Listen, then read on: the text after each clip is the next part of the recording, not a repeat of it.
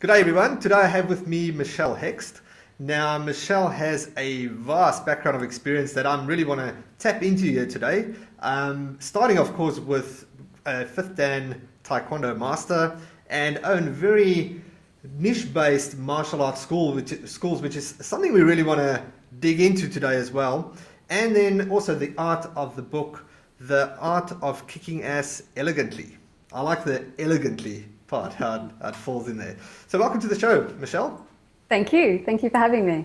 Cool. So I guess we got to rewind the clock and start at the beginning. So who is Michelle Hext? Yeah, that's a big question. Put me on the spot. So right now, I guess my main focus is, I have a business that's thriving and I love that. But I'm really giving myself the gift of being a student in my martial art again at the moment. So I've trained in Taekwondo 25 years and recently found an amazing instructor, and I'm feeling very, very spoiled having good instruction. It's been many years since I've had an instructor that I really felt was getting the best from me. So grading for my 6th degree next year. So really focused on that. I'm really enjoying that training. So that's one part of my life. I'm also mum to a son who's 21 this month, and I have an 18-year-old daughter as well. But they moved out of home, so I'm an empty nester at 47, which I did not think was going to happen, but the house is a lot tidier and I have a lot more time on my hands. Awesome. I'm also an author of four books. One's about to be released, and I'm an entrepreneur. Awesome. So the 4th book, and is that sort of in line with your previous one, or is it in a different direction? It's really interesting, actually. The course of my books, the way they've evolved, it's kind of mirrored my life, really, over the last few years. And the first book I wrote in 2012, I think it was. It didn't get released until, I think, early 2014 or something like that, end of 2013 maybe. But that book was Bulletproof Confidence and a Kick-Ass Body Through Martial Arts Training and Principles. And I had my women's only Taekwondo school. So it was the first of its kind. It was an adult women only martial arts school. And we had pink walls and our badges were pink and our belts had pink embroidery. So it was very much a very niche school. And I wrote that book because I was really loving being in that space of teaching adult women. And obviously I couldn't reach everybody. And so that book was a way to let women know that they could be empowered through martial arts, and if they couldn't physically get to classes, then they could practice those principles. So I was very much in that space. And then the next book was The Honourable Martial Arts Entrepreneur. And that was me basically saying every instructor should do this. Their niche doesn't necessarily need to be adult women, but who are they most passionate about? Who is it that when that type of student is on the mat, it lights them up? Who is it that they love to teach more than anybody else? Because you can build a brand around that. And it means that rather than have, advertising, generic advertising that advertises to all ages and all genders and just looks the same as every other martial arts flyer in town, you were able to really cut through that by having a specific niche. So that book was all about how to do that. And then the third book, The Art of Kicking Ass Elegantly, was me stepping back into working with female entrepreneurs and not just martial arts school owners. And it was a bigger conversation. It was written for women, for female entrepreneurs who, were struggling in their business, but also didn't have much of life balance. And, I'm the first one to say, it's not easy to have it all and have it all at the same time, but I think you can do it. I think if we simplify and we scale back, then there are ways that we can have everything that we want in our lives. And so that book was there's a lot of mindset stuff in there. There's also strategy around how to grow your business as a female entrepreneur in a service-based business.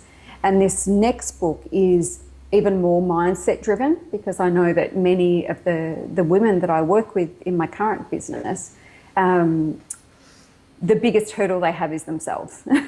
And so, what I say pretty regularly is that success isn't about necessarily the things you need to do, but the crap you need to remove that's standing in the way between you and success. Yeah, and so that book is really a focus towards that.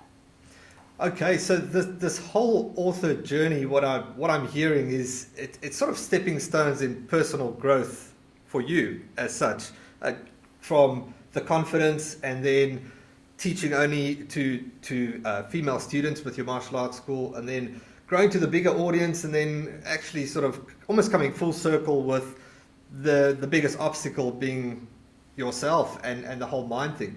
So going back to the first book where you talk about confidence, how did your martial arts journey play a role in that confidence in the early days? Oh, look, it was everything for me. I mean, I think I've always been very strong-willed, and I've always definitely been very strong-willed in a big way. But I grew up, with domestic violence and sexual abuse and that kind of thing. And so, that sort of stuff holds you back a little bit in life until you figure out how you're going to deal with it. And I think I did a pretty good job of dealing with that and moving forward. And I was always ambitious, always driven, because I knew that, and I left school at 14. I was told that my parents weren't paying for me to go back to school the next year. Wow. So, so you can imagine it's like I'm looking at this situation thinking I'm going to be a statistic unless I do something. So I didn't really know what I was going to do. I just, perhaps I would be a keyboard player for Pseudo Echo. That was on the list. But I wasn't disciplined enough to keep practicing. But I knew I had to do something. I knew I had to really hustle and be determined if I didn't want to be a statistic. Was that sort of the exact turning point for you at a young age, where you really, it's sort of, I mean, it's a bad thing that happened, but was it a big wake-up call, sort of a turning point for you, where you took everything upon yourself with your own ambition? I didn't really, I guess, consider it. It's just the way that I rolled. It was just the way that I dealt with things. But I think when I started my martial arts training, and there was structure and discipline, and I could actually see a way forward. So for me, it was all about, you start as a white belt and the next thing is a yellow belt. And then from there it's another yellow belt, and then it's another. And there was such a clear direction. And I knew that with this path open ahead of me, and I knew what I needed to do, I knew I could do the work. And I just got my head down and my bum up and I did the work. And through that process, it helped me to see that, I was able, I guess, it was safe enough then for me to look at my life and the things that had happened to me and be able to say, wow, I'm thankful for that, because this is who I've become as a person. And, before that, I'd done big things. I'd travelled over to the United States on my own when I was 20. No one in my family had done that. I was doing my pilot's license. I'd been solo for about 20 hours or something like that. So I had tackled some big things, but it was kind of all random and all over the place, but not really understanding the gift that those life's challenges had given me, in terms of the strength that it gave me and the way that I'm able to help people. Yeah, and Taekwondo opened all of that up. The way that I was able to help people, it was incredible. Wow, that's awesome. So how did that then progress? So progress into deciding, okay, I want to open my first school. How did all that come about? Well, I started dating my instructor, as happens sometimes. And I stepped into instructing very early on. So this club that I was at, the instructor had opened the school, and all of us that were training were white belt. So he was the only one ahead of us. There was him, he was third dan at the time, I think, and everybody else was white belt. And I double graded very quickly. And I double graded all the way through pretty much. And so I had a strong role in the club from the beginning, and I loved it. I just thrived under that. And it wasn't long before I was ambitious, very, very ambitious, and it frustrated the hell out of him, I'm sure, because I just wanted to run before I could walk the whole time. I look back now and I'm mortified, like it's not what it's about, but I was very ambitious and I just wanted to learn more, wanted to do more, thought I knew everything the minute I got my black belt, all that sort of stuff. But I knew that's what I needed I knew that's where I wanted to go. And so I was able to open my own club. And I think even in the early days, I think I ran, and it wasn't even happening back then, we're talking early 90s, I ran female-only classes even then. in the mornings and things like that. And so for me, it was always going to be that direction. It was always going to be instruction. I was very ambitious. So I had my first school when I was first Dan. Yeah. Okay. So I had schools. If I'd been training 25 years, I would have had schools for 22 and a half of them. Wow. Yeah. Okay. Now, so I guess it was a natural progression then for you, if you were already just doing women's classes, to open a women's only school. What was you? Were you afraid of going so niche and just kind of just? I mean, it's a big step. If you think it's already a big step to open a school and you've got to get as many students as you can. But what sort of inspired the whole going down that niche and just sticking to women's only? Well, luckily, I'd had the experience of running a couple of online fitness businesses, and I only targeted women. And for me, what I found so easy is when you only have one market to target to, the message is so clear, and it speaks to that market. And so I hadn't had schools for a number of years, and I was training at somebody else's club, and I think I was grading for my fourth Dan. I was getting ready to grade for my fourth, and I just thought, I need to do this again, but I'm not going to do it the way that I did it before. I want to do it differently, and I want to test it. It didn't feel like a big step. It just felt like this is absolutely what I need to do. And I always do what I want to do. I'm not ever bowed by pressure or what is supposed to be the right thing to do. And I think the fact that, the childhood that I had and leaving school so young and all the rest of it, I've never known what the right thing's supposed to be anyway. So I've always just made up my own rules. And so that was I was 100% convicted that that's what I was going to do.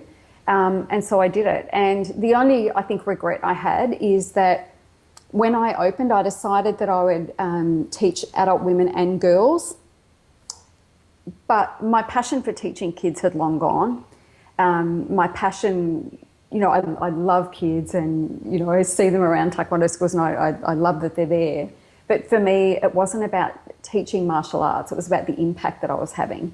And I was having big impact with these women, the confidence that was growing, the fact that they were leaving abusive relationships, the fact that they were going out and starting businesses and all that sort of stuff that they hadn't done before they started training with me. That's what it was all about for me. And so I had this big children. I had, I think, 3 kids classes running, and I didn't want to teach them anymore. And I was running out of instructors to do, I didn't want to deal with instructors as well that were calling in sick at the last minute and things like that. It took all the fun out of it for me. And for me to have another school, because I had another online business running as well, it really needed to be a passion project and something I was really passionate about. And so I had to let the kids' classes fade away. I continued to teach those kids until, the natural course of events occurred, and they either went off or went into the adult class.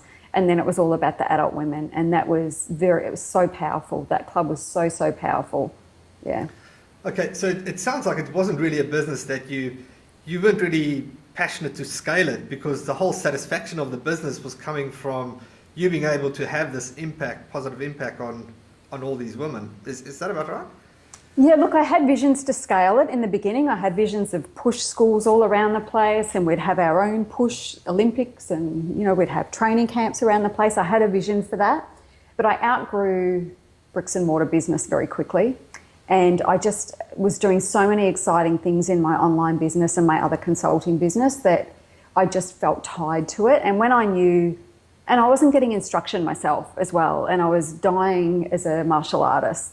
And every time I was on the mat, I was an instructor and I wasn't a student. And I really wanted that for me. I wanted to be a student, and I also wanted to do bigger and better things. And it was a very sad day, for sure, to let that go. Sorry. That's good.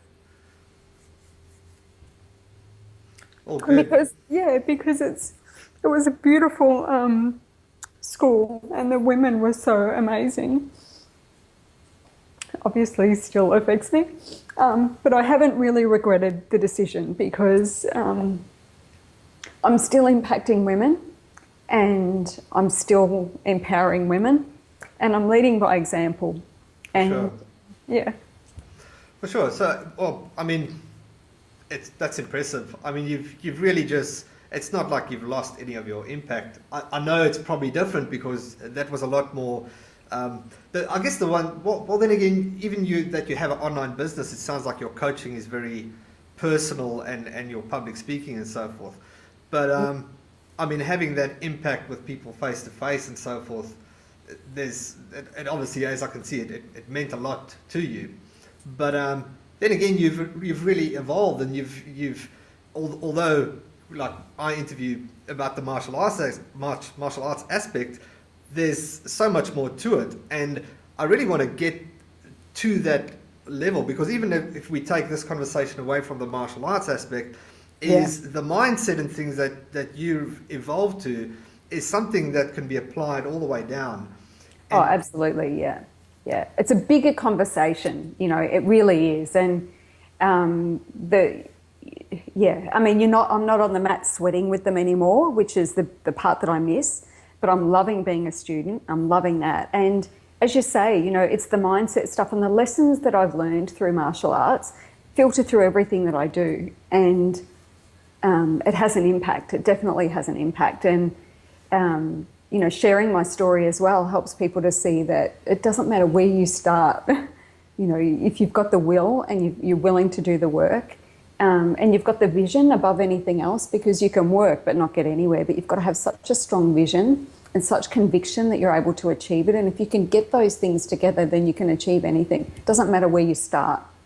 Is it like, how do you, and I know because you've mentioned a few things here like structure and so forth, but is there sort of one thing that you really, when you look at martial arts, how it is impacting a life and how it transforms your life to shape things and move on to other things as such? Yeah, look, there's just the discipline of showing up day after day after day, training session after training session after training session. When you're hurt, you're banged up, you have to spar that person that you don't even want to have to deal with, all that sort of stuff. And that stuff just shapes you. And at the time it feels like hell, but it's when you look back on that stuff, I trained 7 days a week. I remember going down to train under Mr. Chung, who was our head instructor. And Saturday morning classes, it was a black belt class. I was blue belt. I'd been training 12 months. And it was just hell. I never slept the night before. And we used to have to drive an hour and a half to get there. And it started at 8 in the morning. And then that was on a Saturday. And then Sunday I was training with the state squad. Same deal. The girls in my division trying to take my legs out every session if they weren't trying to knock my head off. And it's just, I remember thinking, I signed up to this thing to help me deal with my stress, and now I've got more of it. But, you just rise to every challenge, and it doesn't always feel like you're winning. It doesn't feel like you're winning because you're filled with fear sometimes. And for me, the fear of losing was massive. I couldn't lose a point. It was, I was so just about winning. And so you never really feel like you're winning. You feel like you're always behind the 8 ball because that person got that point, or you lost that fight, or you weren't as switched on, or you didn't have the amount of energy that you wanted for that sparring session, or you went into that with a fearful thought. So you never ever feel like you're winning. It's only when you look back on it and you think, wow, I'm so glad that I had that experience because it shaped me. And when I had my girls' school, one time some of them wanted to compete, so I took them along to a big Melbourne club where they had an open mat sparring class, and I just had hip surgery, so I couldn't participate. And the girls were on the mat and the look of pure fear on their face. Well, we used to spar in class, and it was pretty hard, but it's not the same as when you go into an environment that's filled with competitors who are getting ready for the next nationals or whatever. And the fear and they would look at me and I'm like, just get your ass on the mat and you just do what you came here to do, sort of thing. And afterwards there were tears and everybody was like, I can't believe how hard that was. And it's like, and I used to do that every week, twice a week, as well as the sparring in class. And it's like, and that's why I have the mental fortitude that I have and the internal strength. And those women, even though they were, some of them I think were in shock when they were coming out of it, but they all just value that experience so much because it showed them, you know, that they had to put, you know, there was no out. They had to do it. And yeah, it was an incredible, they all really valued that experience. I felt very guilty actually at the time because I thought I'd prepared them enough, but I don't think anything prepares you for that. But yeah, I'm glad they valued it in the end anyway. Awesome. Now, you mentioned something, and I might put you on the spot for this. Go for it. But you I've already mentioned... tried. What else could happen? All right, perfect. So you mentioned fear of losing. Now, there's the opposite of that, the fear of winning. And Yeah. as ludicrous as that sounds, a lot of people have the fear of winning. And it's I know for me, it's a personal hurdle that I've always had to deal with. Is I would reach a point and I would almost destruct what I've created for the actual fear of winning. Now, you do coaching and high-level coaching, and you're big on the mindset stuff. How do you deal with that? Yeah, you know, I'm not convinced that it's actually a fear of winning. What I think it's two things. I think there's a fear. So one of my clients that I was coaching today, she's very excited about her business taking over, but then she said, but I also don't want to, you know, be a bad mum because if it gets busy, then it means this. And so what she failed to recognize was that she gets to write the rules. You know, it doesn't have to mean one or the other. So it's not really being clear about the fact that you get to write the rules and do it your way. So it's a push and pull a lot of the time. So the fear isn't the fear of being successful because that really doesn't make sense. But it's like, what do I have to give up to achieve that success? So it's working out that bit in the middle. It's working out what am I really fearful of? Because success, there's nothing to fear from success. Is it because you feel like you're going to lose your anonymity if it means you're going to be famous or whatever? Does it feel like you're going to lose the time that you have with your family? So it's not about the success, it's about the stuff you're going to have to sacrifice. And then there's another side to that, which is not so much the fear of success, but the fear of not giving it 100%. And so what that means is if you give something that you're so passionate about and means so much to you, if you give that 100% and you fail, what's left? So if we say, oh, you know, I could have done more, but, you know, it just didn't work out. But if you give it 80%, you can just be like, well, you know, but if I gave it everything, you know, then I'd succeed. And you've got that up your sleeve a little bit, that if. So if I give it everything, then I'll succeed. But if you really give it everything, there's a lot to lose. So it's getting to the point of just saying, you know, you have to create that win-win situation with that. For sure. Interesting, because it's always on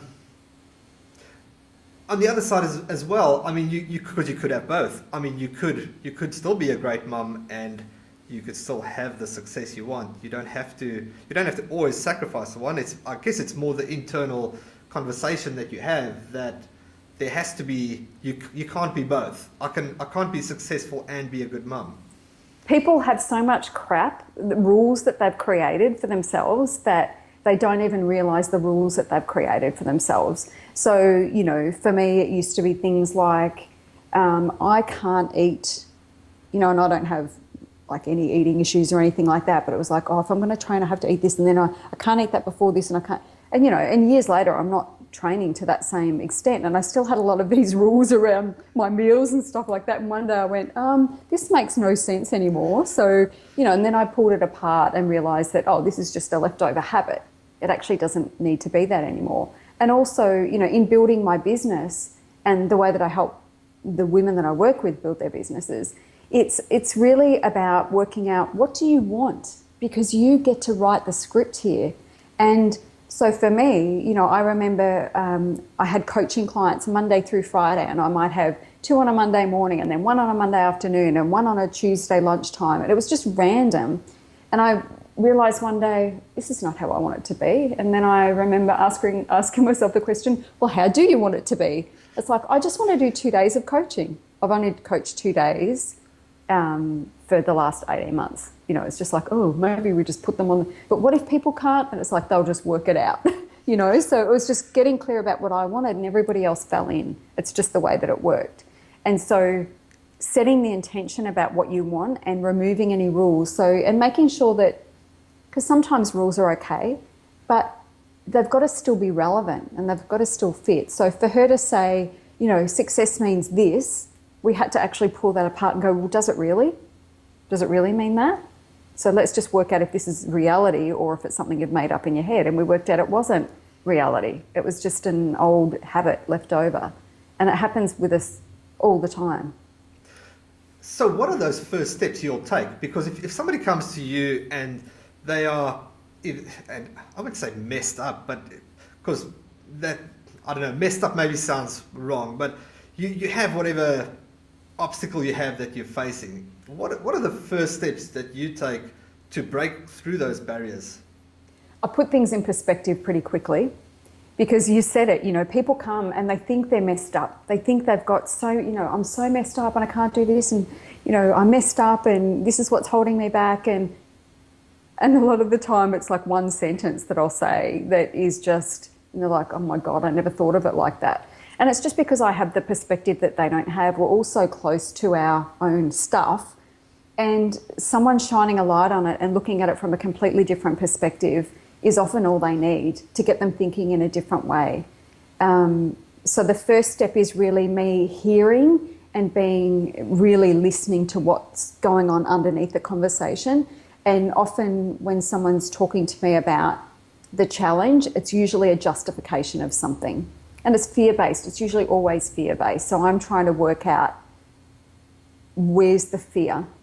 Where's the fear? Because that's what we've got to the bottom of, what we've got to get to the bottom of. So I'll let them talk, and I'll be observing what's going on, but listening for the undertones. And just having done this for so long now, and you know, dealt with my own stuff as well, you know, I can see things pretty clearly. So it's just, you know, it's having the courage to have those tough conversations with people, because sometimes it's, you know, sometimes I think, why do I have to be the one to have these conversations? Because you know it's going to make someone really uncomfortable. But it's necessary, because without it, they don't grow. Without it, they stay stuck. Yeah. Do you feel you sort of see a sense of relief when people address it head on and see, okay, wow, I didn't think of that? Yeah, definitely. Or is it more painful? Is it more painful to... Never more painful. It's never more painful. Yeah, I haven't had an experience where it's been more painful. It's more... definitely relief.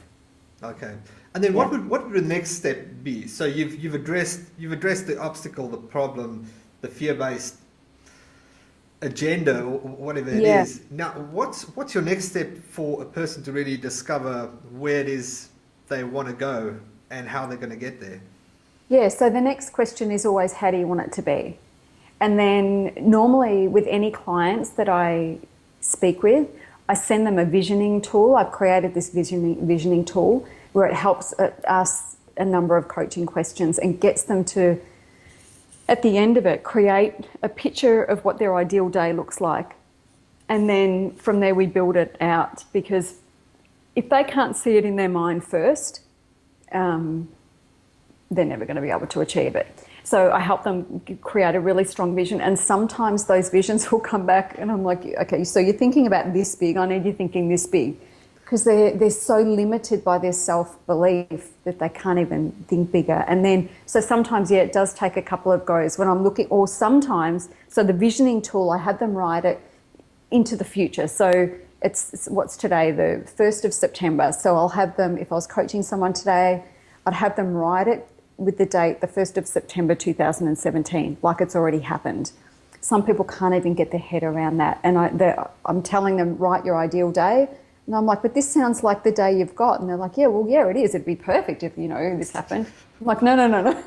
You know, so sometimes they can't even think big enough. They're so restricted by their own limitations that they can't even think bigger than that. So sometimes it's a matter of asking the right questions to try and get them to open up and see what's possible. Does that almost create more discomfort in a way? It creates excitement. Yeah. Because it creates, it's, you know, there's that, and I've experienced it myself recently. I looked at, you know, I have my vision that I read every day, and I was reading this thing and I'm just skimming through it and it hit me. You've been living this for 12 months, so this is hardly a compelling vision anymore. It's a nice story, that it's actually happened. So I was like, oh crap, okay, this is why I'm feeling a bit bored. So I had to go big, big, big, big. And that was, just put my rules. What do I want life to look like? What if I woke up this morning and had the choice to do anything that I wanted to do and be anywhere that I wanted to be, where would that be and what would that look like? And I start from there and then I build back. And that's in motion at the moment, and the vision stuff is so important. It's so important because without it, you're not going anywhere. And if it's not a big enough stretch, you become bored. There are so many people that I know and they're like, oh yeah, I forgot I set that goal. So well, it can't have been that exciting for you, can it? And it's not, it's got to be the goal. The way that I talk about setting goals is the stretch has to be that it's so big that you haven't been able to achieve it before, but you know that if you do all the things that you know you're supposed to do, and if the cards all fall the right way, it's doable. It can happen. So that's the stretch goal. It's not so big that it's never going to happen. It's not like I'm taking my business from 2,000 a month to 2 million by the end of the month. It's, I'm not saying it can't happen, but, if you don't think that's realistic, you'll never ever take the first step towards it. So it's making sure that it feels really doable. And then if you can stay there and you can get that balance right, then that's when it'll work out. Excellent. Yeah. Okay. And that process will be a lot of obviously dealing with those self-beliefs, because it's easy to put yourself there and then gradually just pull yourself back. And is it possible? Is it not? Yeah, it's that constant, as I say, it's that push-pull. So you've constantly got to be alert for the pull. When it's dragging you back, you've got to constantly be on alert to that. And, I always say that the biggest tool any entrepreneur can have, or any martial arts school owner can have, or any martial artist can have, is self-awareness. If you're aware of your own crap, and you've got to, you've got to be alert to it, because it's always there. It doesn't matter who you are or how evolved you are or how rich you are or how awesome your life is. It's still there. There's this new level, new devil, and it's so true. I've had a business that, where I was struggling, I struggled for many, many years. And then in 12 months, it went to multiple six figures, and the same stuff's still there. It's not any different. It's just bigger. So, awesome. Yeah. So what do you do on a day-to-day basis to keep you motivated and keep yourself on track? So I have a process that I do every single morning. So the first thing I do when I wake up is I jump on social for a little bit. My business is built around social media. And so I'm on there and I'm chatting with people from overseas and stuff like that. And it's sort of a bit of a play for about half an hour. And then I start to journal. And the journaling is just how I want the day to be, anything that's bothering me, I sort of work through that stuff, and then I read my vision, and then I create my daily actions based on that. So I read my vision, check in with my goals, and then my action is inspired by that. So then I write my to-do list, and I'm excited before the day's even started. So that's, I'm up at 5 o'clock, and, that's all done by 7. I take my time, there's no rush. So I take my time in the morning, have a cup of coffee, and just really give myself that time. So I call it, it's just getting aligned. And so what people, biggest tip, I guess, that you can give is, if someone doesn't feel like doing something, if you don't feel like exercising, there's no point forcing yourself to do exercise when you don't feel like it. So you have to get yourself in the mindset where you feel like it. Listen to something, look at some stuff on Instagram or whatever the hell it is that inspires you, get excited about it, and then go do it. Don't try and force yourself to do things if you're not inspired. And writing's a good example as well. If I'm sitting there and uninspired to write, it's not going to be a pleasant experience.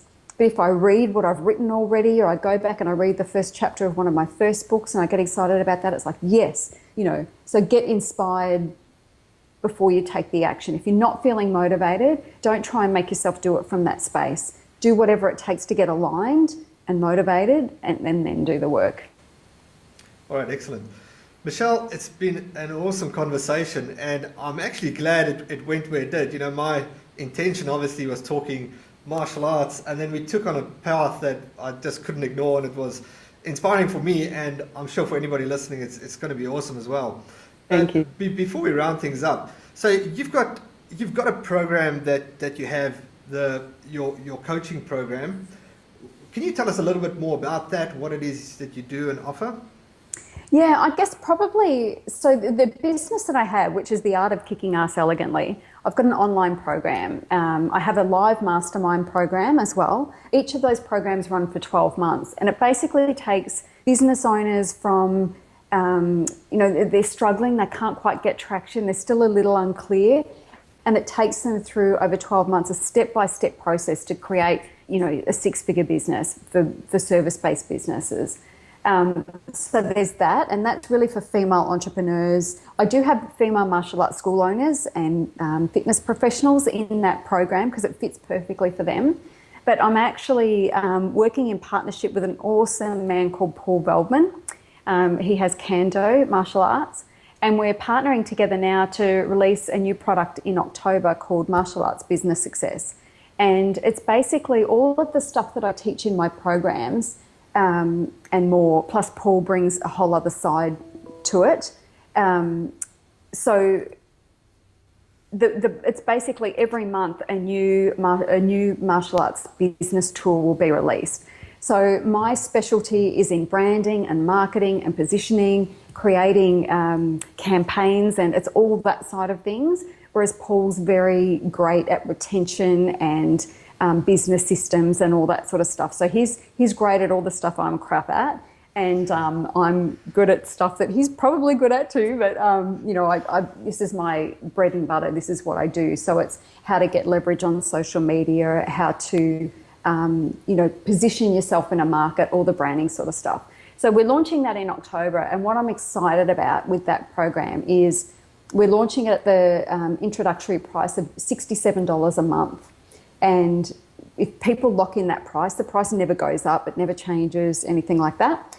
And there's also my program, the Honourable Martial Arts Entrepreneur Program, is going to be a bonus. That's something that I was selling for $200, so that's going to be the bonus as well. And so part of this membership, every month, there's no contracts or anything. We want people to stay because they love what we're doing. But every month we're going to release a new packet, we're calling it. So it'll be a whole module on one particular subject that's going to help them grow or manage their business. And then we'll run a couple of live calls within that as well. So they have access to us and a Facebook group. So that's Martial Arts Business Success. We don't have a website just yet. It's being built as we speak, but we have a Facebook group, which is Martial Arts Business Success. Okay, great. So once that's released, we'll update the show notes and make sure the link is live. But for the meantime, if somebody wants to get hold of you, what's the best way to do that? Yeah, so they can go to theartofkickingasselegantly.com. Awesome. Yeah. All right. Awesome, Michelle. It's been great chatting to you. I'll hope to chat to you soon. Thank you very much. Thanks. Bye.